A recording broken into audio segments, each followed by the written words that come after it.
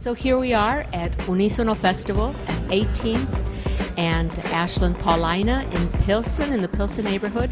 On behalf of Gozamos and Beat Latino, I'm Catalina Maria Johnson, and it's a pleasure to have with me and to be wearing his sunglasses. Pleasure's mine. We have Nova here from Pacha Massive. And tell me a little bit, there's a lot of things I'm learning about Pacha Massive late in the day. One is, it's your project, but you have actually been brought in to collaborate a number of female vocalists over the years. So tell me a little bit about the development of Pacha Massive and the name. Well, the name came about while I was watching a documentary on PBS about the Quechuan culture. And as you may already know, they call Earth Pachamama, Mother Earth. And even though I didn't have that particular experience as the native Quechuans did, I did feel that it related to me because where I came from, I planted my own food. I was really connected with the earth and nature. I'm like, believe it or not, like a farm boy in many ways. And that was in the Dominican Republic? In Dominican Republic, really? That's correct. Really? And what part? Well, I kind of gravitated from a little town which at the time had no pavement. It was all dirt roads, called Atomayor, and then in the capital.